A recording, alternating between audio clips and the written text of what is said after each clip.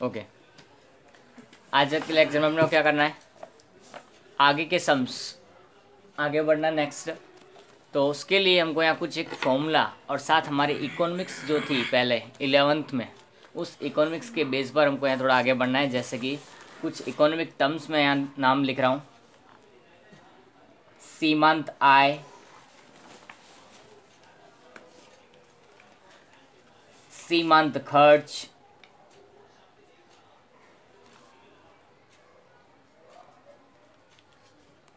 ये वर्ड्स हमने already economics में पढ़े होंगे पहले कभी, वही वर्ड्स हैं यहाँ रिपीट में, ठीक है। सीमांत आय को हम इंग्लिश में क्या बोलते हैं, मार्जिनल रिवेन्यू। क्या बोलते हैं, मार्जिनल रिवेन्यू। और सीमांत खर्च को हम बोलते हैं मार्जिनल कॉस्ट। सो ये दो कंसेप्ट हमारे यहाँ हैं। उसके साथ साथ मांग की मूल्य सापेक्षता 12th में होगा या तो 11th में था।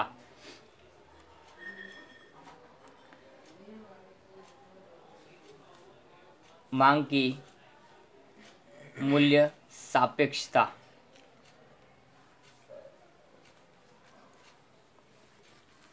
इलास्टिसिटी ऑफ डिमांड जिसको बोलते हैं।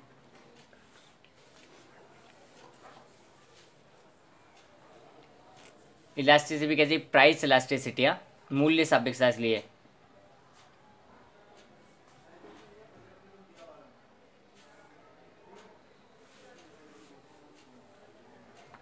प्राइस इलास्टिसिटी ऑफ डिमांड, ये तीन कंसेप्ट हमको यहाँ पर पढ़ने हैं।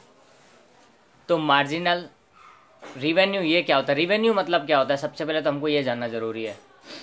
तो पहला कंसेप्ट हमारा यहाँ सीमांत आय। सीमांत आय मतलब सपोज करो कोई कंपनी या कोई एक फर्म है, वो 10 यूनिट्स या तो 1000 यूनिट्स का प्रोडक्शन करती है और उन पर इनकम करती है 1000 पर 1 लाख की इनकम। प्रॉफिट नहीं बोला मैंने, क्या बोला है, इनकम वर्ड यहाँ पर यूज़ किया है।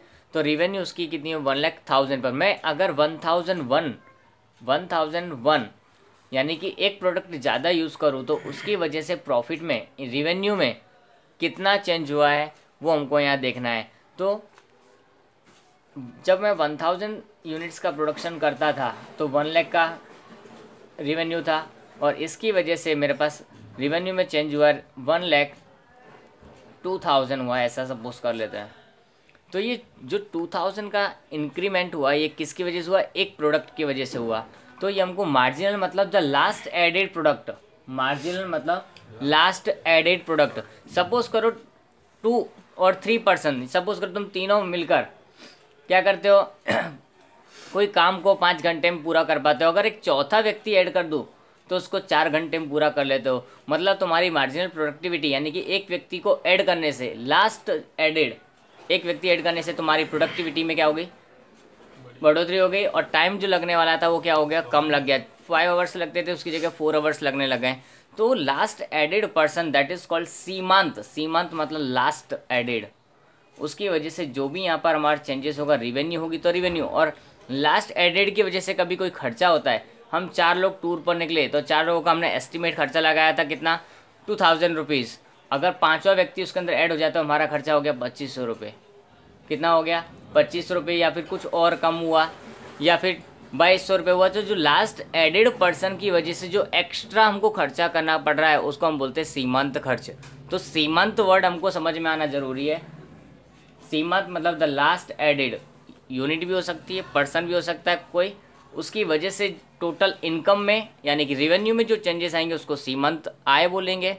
और लास्ट एडेड पर्सन और यूनिट की वजह से अगर कोई खर्च बढ़ता है या कम होता है तो उसको हम क्या बोलेंगे, सीमांत खर्च।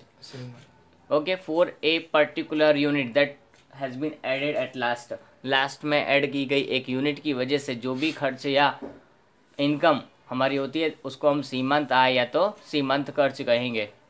अब होता है क्या, मांग की मूल्य सापेक्षता। मांग की मूल्य सापेक्षता का मतलब यहाँ पर कोई वस्तु है, उसकी मांग में कितनी वृद्धि हो रही है, उसमें प्राइस में कितना चेंजेस हुआ, उसकी वजह से उसकी मांग देखनी है हमको।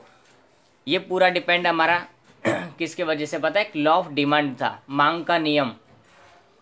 मांग का नियम मार्शल ने दिया, मांग का नियम पर आधारित है।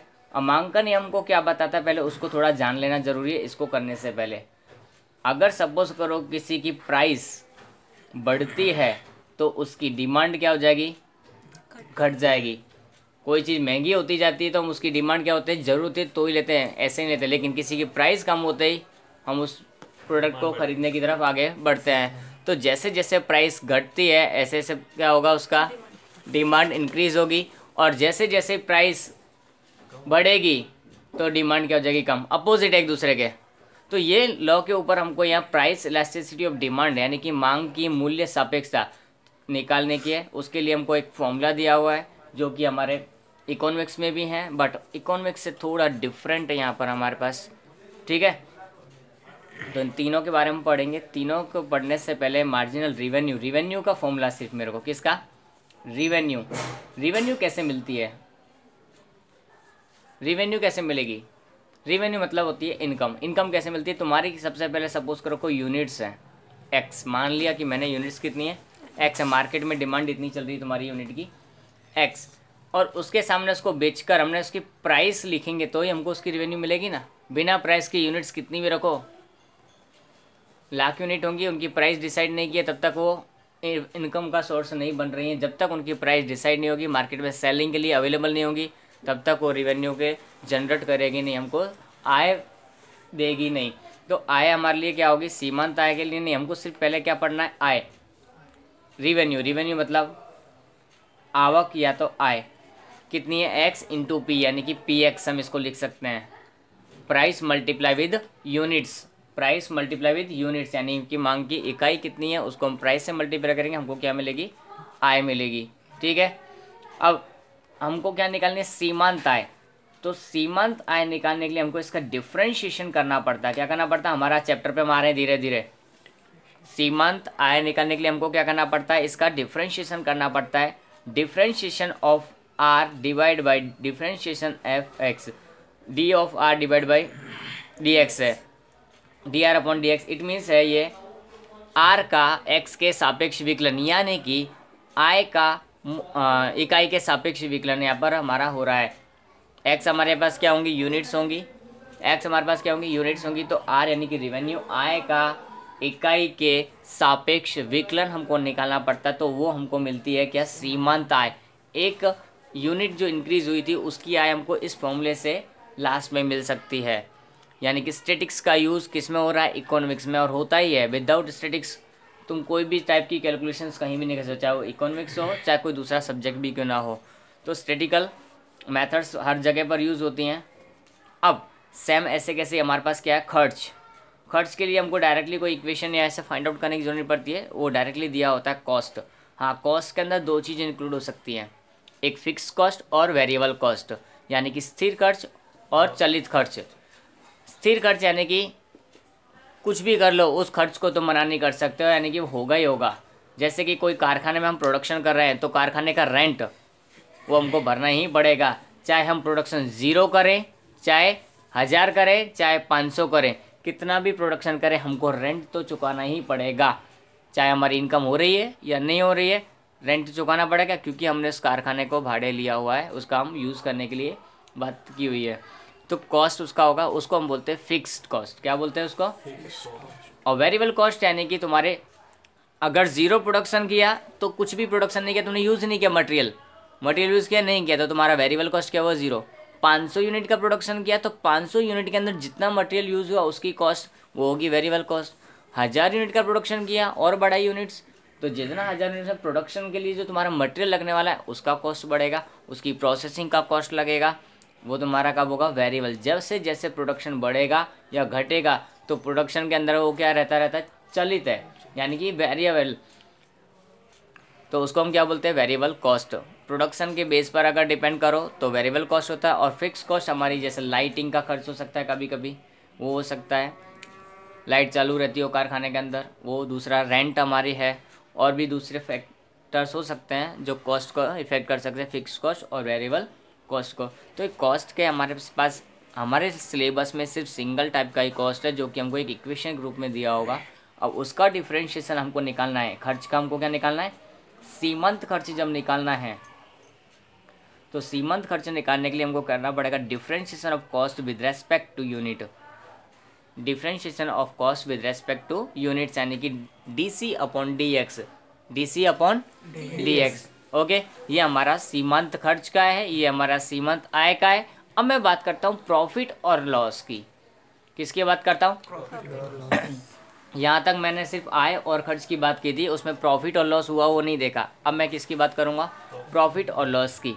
तो प्रॉफिट यानी कि लाभ, अकाउंटिंग के आप टर्म पर आ चुके हम, आ चुके हैं। यहाँ प्रॉफिट को हम किससे इंडिकेट करेंगे? P से और या फिर पाई से। हमारे पास दो ऑप्शन होंगे प्रॉफिट को इंडिकेट करने के लिए। P4 प्राइस भी होता है, इसलिए मैं P4 पाई का तुमको यहाँ पर एक कंसेप्ट दे रहा हूँ साथ में। अगर P4 प्रॉफिट ना लिखो तो पाई लिख सकते हो। तो प्रॉफिट कब हो सकता है? जब प्रॉफिट का फॉर्मूला हमारे पास माइंड में होना चाहिए। Profit is equal to revenue minus cost, revenue minus cost. Income में से खर्च माइनस कर दो, तुम्हारे पास जितना भी इनकम आता है उसमें से तुमने जितना भी खर्च किया उसको हटा दो, तो तुम्हारे पास जो एक्स्ट्रा बचेगा या तो वो प्रॉफिट होगा या तो वो लॉस होगा। लॉस कब होता है? जब हमारी कॉस्ट ज़्यादा हो और रेवेन्यू कम हो, खर्चे बढ़ जाएं और इनकम हो ही नहीं, तो हमारे लिए क्या होगा? लॉस। खर्चा हमारा बढ़ जाए किसी चीज़ का, प्रोडक्शन का, और उसके सामने इनकम ही ना होती हो, तो कॉस्ट माइनस रेवेन्यू करेंगे तो हमको लॉस का पता चलेगा, और रेवेन्यू माइनस कॉस्ट करेंगे तो प्रॉफिट का पता। बोलोगे हम तो हिंदी वाले, हमको इंग्लिश कैसे? तो ये लाभ है। रेवेन्यू का मैं ऑलरेडी कंसेप्ट दे चुका हूँ तुमको। यहाँ पर ये वर्ड सीखने के लिए तुमको ये यूज़ करने RCP, इसलिए इंग्लिश ज़्यादा बेटर रहेगा तुम्हारे लिए। आय और ये क्या है? खर्च। हानि या तो नुकसान जिसको हम बोल सकते हैं, वहाँ खर्च, उसमें से हम किसको माइनस करेंगे? हमारी आय। ये कब हो सकता है? जब हमारी आय कम हो और खर्च बढ़ जाए तो ही हानि होती है, बाकी नहीं होती। अब इनके लिए भी हमको क्या करना पड़ता है? डिफरेंशिएशन निकालना पड़ेगा। जैसे जैसे प्रोसेस बढ़ेगी, इन दोनों कंसेप्ट के लिए हमको सेकंड ऑर्डर डिफरेंशिएशन का सहारा लेना पड़ेगा, जो हम ऑलरेडी पीछे लास्ट लेक्चर्स में सीख के आए हैं। तो ये कंसेप्ट थे। उसके बाद में एक फॉर्मूला और लिखना बाकी है, किसका? मांग की मूल्य सापेक्षता का। किसका? तो मैं एक एक्स्ट्रा फॉर्मूला लिखा रहा हूँ, मांग की मूल्य सापेक्षता, जो ऊपर वहाँ कंसेप्ट मैंने लिया है उसी को।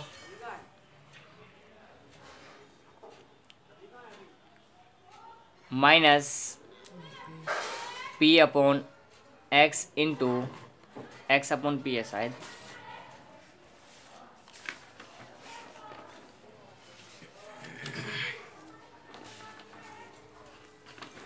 Minus P upon X into DX अपॉन DP।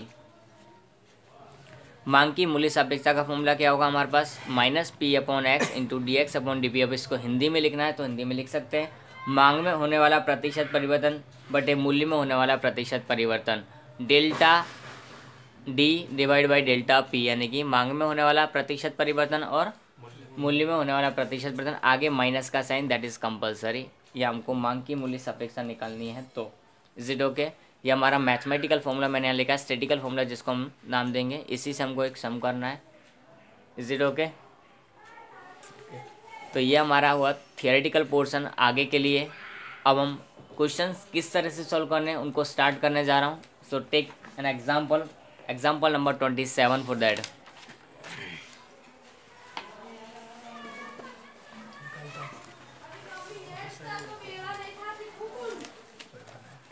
उदाहरण 27।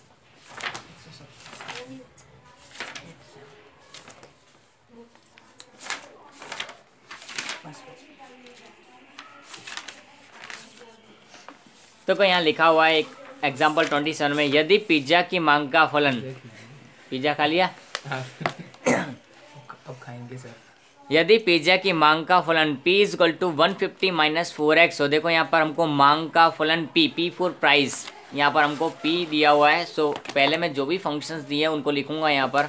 मांग का फलन P is equal to 150 minus 4x is given, so I am writing here P is equal to 140 minus 4x। After then pizza की मांग लिखा हो तो पिज्जा की मांग 3 हो, मांग यानी कि x इज इक्वल टू 3 हो। डिमांड हमारे पास कितनी दी हुई है? 3 यूनिट्स में होती है डिमांड, इसलिए मैंने x लिखा है। x indicates your units, x का इकाइयों को प्रदर्शित करता है। तो मांग पिज्जा की कितनी है, 3 हो, तो सीमांत आमदनी निकालनी है हमको। सीमांत आमदनी यानी सीमांत आय, ओके, यानी कि मार्जिनल रेवेन्यू, और उसका अर्थघटन भी करना है। तो अर्थघटन अब से जितने भी सवाल आएंगे उनको अर्थघटन करने की जरूरत पड़ेगी ही। सो स्टार्ट करते हैं हम आगे की प्रोसेस। देखो आगे की प्रोसेस में होता क्या, सबसे पहले पूछा क्या क्वेश्चन में मैं बता दे रहा हूँ, सीमांत आमदनी।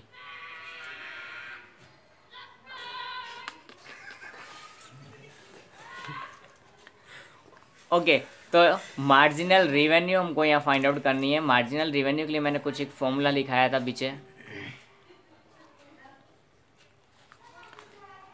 क्या आर चाहिए। मार्जिनल रेवेन्यू मतलब रेवेन्यू चाहिए हमको। रेवेन्यू कैसे निकलती है उसके लिए मैंने फॉर्मूला लिखाया था रेवेन्यू के लिए। रेवेन्यू इज इक्वल टू, आमदनी is equal to p into x लिखाया था। तो पी हमारे पास ये रहा और एक्स हमारे पास ये रहा है। तो देखिए पी कितना है, 150 माइनस 4x। मैं x की वैल्यू भी नहीं लिखूंगा, लेकिन सिर्फ x ही लिखूंगा। x की वैल्यू नहीं लिखूंगा, मैं क्या लिखूंगा, सिर्फ x ही। मेरे को यहाँ फंक्शंस लिखने होते इसलिए फंक्शंस लिखने हैं इसके लिए। तो 150 का x के साथ मल्टीप्लाई करेंगे कितना आएगा, 150x। 4x का x के साथ मल्टीप्लाई करें तो कितना आएगा, 4x। तो ये हमारा क्या हो जाएगा, r यानी कि हमारा रेवेन्यू फंक्शन क्या मिलेगा, ये रेवेन्यू फंक्शन हमको यहाँ मिल गया। अब हमको निकालना है क्या, सीमांत आमदनी। तो सीमांत आमदनी का फॉर्मूला मैंने लिखाया था dr/dc, लिखाया था dr/dx, सॉरी dr/dx हमारे पास यहाँ है, x है इसके लिए, dr/dx हमारे पास जो फॉर्मूला था इसका वो। अब इसका सॉल्यूशन क्या होगा, डिफरेंशिएशन करना है, ऊपर की जो फंक्शन दिया उसका 150x का 150 होगा, उसके बाद में 4 2 जा 8x। रूल्स में चेंज नहीं है, सिर्फ हमको फॉर्मूला जो है वो निकालना पड़ेगा। ये हमारा सीमांत आमदनी हो गया। अब इसको हम वैल्यूज़ में फाइंड आउट करना है। सो लिखेंगे taking x is equal to 3, x की वैल्यू अब लेनी है 3 हमको, वो यहाँ लिखेंगे 150 माइनस 8 इंटू 3, 150 माइनस 8 3 जा 24, 150 माइनस 24 तो 126 आएगा। ये हमारी क्या हुई, सीमांत आमदनी। तो मैं लिखूंगा ये कौन सा था, तीसरा पिज्जा था, पिज्जा की मांग 3 थी। तो मैं लिखूंगा जब पिज्जा की मांग 4 होगी, या फिर चौथे पिज्जा की मांग के लिए खर्च कितना होगा, आय कितनी होगी, 126। जब पिज्जा की मांग 4 होगी, हिंदी में लिख रहा हूँ, चौथे पिज्जा की सीमांत आय कितनी होगी, 126 रुपये होगी। चौथा पिज्ज़ा बेचने से कितने का मिलेगा, 126 का हमको मिलेगा। ये हमको यहाँ पर पता चलेगा। बाकी एक्चुअल में पिज़्ज़ा की एक मांग कितनी है, एक पिज़्ज़ा की प्राइस कितनी है, वो यहाँ से हम इक्वेशन में प्राइस रख के निकाल सकते हैं। बट हमको वो नहीं पूछा है, हमको सिर्फ सीमांत पूछा है। तो सीमांत हमको कहाँ से मिलेगा, यहाँ पर एक साथ में 4 ऑर्डर करने से तुम्हारी प्राइस जैसे जैसे घट जाती है वो यहाँ पर इफेक्ट करेगा हमारा। तो यहाँ पर चौथे पिज़्ज़ा की सीमांत आय कितनी होगी, 126 होगी। नाउ एग्जाम्पल 28, किसी एक वस्तु की मांग का फलन यानी कि x हमको यहाँ दिया हुआ है 50 माइनस पी डिवाइड बाई 2।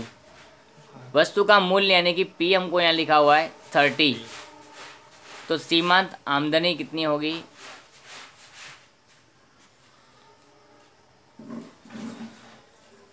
वो भी निकालनी है, ठीक है। तो सबसे पहले हमको क्या चाहिए, r चाहिए। r का फॉर्मूला क्या होता है, पर उसके लिए p होना चाहिए, हमारे पास p है। ये तो डायरेक्ट वैल्यू है, उसको नहीं यूज़ करना है, पहले p का फंक्शन चाहिए। तो p का फंक्शन मैं निकाल रहा हूँ साइड में, x is equal to 50 minus p divide by 2 है। अब मैं क्या करूँगा, इसको उस साइड लेके जाता हूँ, 2 इंटू एक्स हो जाएगा 50 माइनस p। अब p को उस साइड लेके आता हूँ तो p is equal to 50 minus 2x हो जाएगा। यस और नो। तो ये मेरे को p का फंक्शन मिल गया, p का फंक्शन मिल गया। तो p का फंक्शन है यहाँ पर 50 माइनस 2x। अब उससे हमको मल्टीप्लाई क्या करना है, x को करना है। तो 50 इंटू एक्स तो क्या हो जाएगा 50x माइनस 2 इंटू एक्स तो 2x स्क्वायर। ये हमको क्या मिल गया आर फंक्शन यानी कि आई का फलन मिल गया। अब हमको इसको डिफ्रेंशिएशन करना है D R upon D x, तो इसका सोल्यूशन होगा 50 माइनस 2 टू ज़ा 4x।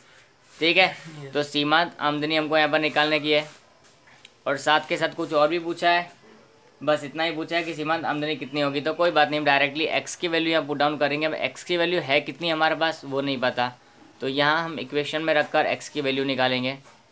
x is equal to कितना है 50 माइनस पी डिवाइड बाई 2 है, तो x is equal to 50, p की वैल्यू कितनी है 30 डिवाइड बाई कितना होगा 2, तो 50 माइनस 30 कितना होता है डिवाइड बाई 2 कितना होगा, तो x इज इक्वल टू क्या होगा 10। ये वैल्यू हम यहाँ पुट डाउन करेंगे 50 माइनस 4, x की जगह पर कितना 10, 50 माइनस 40 इज इक्वल टू 10, तो D R upon D x ये क्या हुआ सीमांत आय तुम्हारी कितनी हुई 10 हुई। लेकिन लिखना क्या, हम इसका अर्थघटन किस तरह से करेंगे, यूनिट्स कितनी हमारे पास 10 है तो लिखेंगे 11वीं इकाई बेचने से या बेचने से कितनी होगी आय 10 रुपये होगी। ये हमको मिलेगा इस तरह से। ये हमको एक बढ़ाना ही होता है हमारी एक्स पर, यूनिट्स के बाद में एक बढ़ाना था। 10 यूनिट्स का हमारे पास सब डेटा दिया था, हमको 11th यूनिट्स के लिए निकालना था सीमांत आय, तो 11वीं यूनिट का मेरे को बेचने से कितना आय मिलेगी 10 रुपये। ठीक है, उसके बाद में नेक्स्ट एग्जाम्पल हम लेंगे। अब एग्जाम्पल 29 वो खर्च से रिलेटेड है हमारा, तो उसको देखते हैं। क्वेश्चन रीड करेंगे, उसमें क्या लिखा हुआ है, किसी एक वस्तु के x इकाई का उत्पादन के खर्च का फलन, देखो लिखा हुआ है खर्च का फलन उदाहरण 29 में, तो डायरेक्टली हम लिखेंगे खर्च का फलन यानी कि c 5x square plus 6x plus 2000।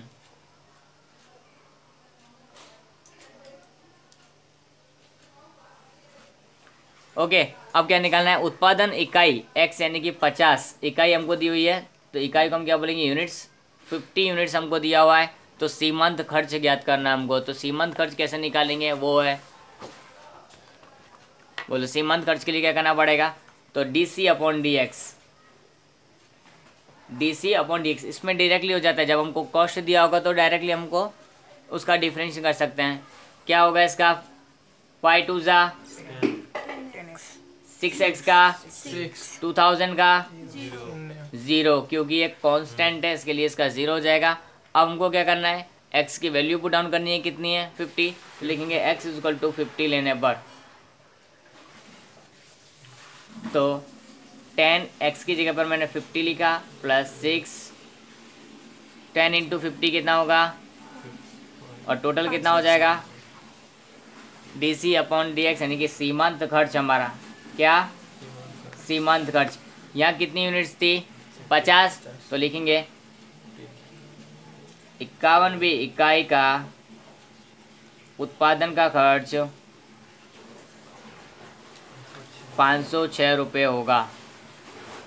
जब मैं 50 यूनिट खर्च करता हूँ तब तक कुछ और होता होगा, लेकिन 51वीं यूनिट से मैं उसकी प्रोडक्शन करूँगा तो 51वीं सिर्फ ओनली एक यूनिट का खर्च कितना होगा 506 रुपये होगा। सीमांत खर्च और सीमांत आय हमको यही बताते कि लास्ट एक यूनिट जो चेंज की होती है हमने, उसमें जो परिवर्तन हो रहा है वो कितना है, वो सीमांत खर्च और सीमांत आय बताते हैं हमको। Is it okay? ये हमारा अर्थघटन करना कंपलसरी रहता है इस टाइप के शॉर्ट सम्स के लिए, और ख़ास इस चैप्टर में तो ठीक है।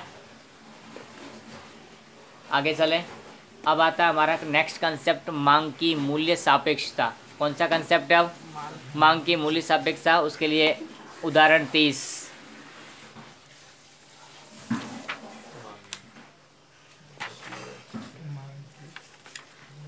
उसके लिए एग्जाम्पल 30 हम लेंगे। इसके बारे में हमने डिस्कशन ऑलरेडी किया हुआ है इसी लेक्चर में। तो 30। यदि किसी एक वस्तु की मांग का फलन x is equal to 50 minus 4p, यहाँ हमको देखो मांग का फलन दिया है x is equal to 50 minus 4p, yes और नो? और बाजू में लिखा हुआ p यदि हो p इजकल टू 5 हो तो मांग की मूल्य सापेक्षता ज्ञात कीजिए। तो यहाँ हमको निकालना है मांग की मूल्य सापेक्षता, यानी कि प्राइस इलास्टिसिटी ऑफ डिमांड। सापेक्षता यानी इलास्टिसिटी, प्राइस मूल्य, और मांग की यानी डिमांड, और उसका अर्थघटन भी करना है। तो अर्थघटन तो हमको ऐसे भी करने वाला है, तो करना ही पड़ेगा, ठीक है।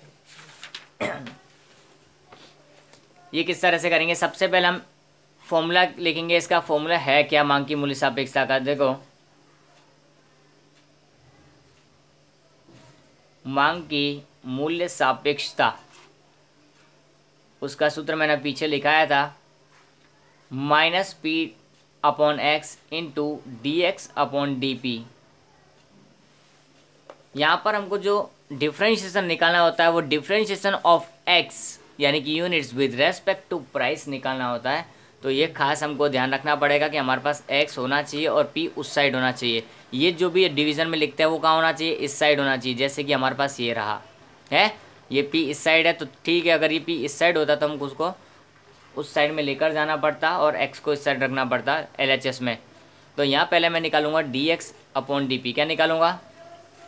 तो dx अपॉन डी कैसे निकालना है? तो ये लिखा हुआ है हमारे पास, इसका डिफ्रेंशिएशन करना है। जस्ट हमको क्या करना है? तो इसका डिफरेंस क्या होगा? 50 का 0 और 4p का 4, यस और नो? और ओवरऑल क्या हुआ इसका? -4। 0 -4 तो क्या हुआ? -4। सो मैं इक्वेशन जो हमारा फॉर्मूला था उसके अंदर वैल्यू पुट डाउन करूँगा -p। p की वैल्यू कितनी है? 5 माइनस में x की वैल्यू हमारे पास अभी नहीं है, थोड़ी देर में हम निकाल लेते हैं साइड में। x is equal to 50 minus 4p। तो 50 माइनस 4p की वैल्यू कितनी है? 5। वहाँ से हमको देखकर लिखनी है 50 माइनस 4 5 ज़ा 50 माइनस 20 x इजकल टू, तो हम यहाँ x की जगह पर क्या पुट डाउन करेंगे? इनटू dx अपॉन dp की वैल्यू हमने अभी भी निकाली है यहाँ पर -4, तो माइनस 4 5 ज़ा divide by 0.67 I think so, divide करो। ये हमारे पास मांग की मूल्य सापेक्षता है वो 0.67 होगी। हाँ, अब इसका अर्थघटन किस तरह से होता है वो देखना है। सही है। जब मूल्य 5 हो, क्या लिखेंगे हम? जब मूल्य 5 हो तब मूल्य में 1% का परिवर्तन करने से, जब मूल्य में 1% का परिवर्तन करने से मांग में लगभग 0.67% परिवर्तन होगा। मांग में 0.67, ये प्रतिशत लिखा है इसलिए हमको इसको प्रतिशत करना पड़ता है। प्रतिशत का परिवर्तन होगा।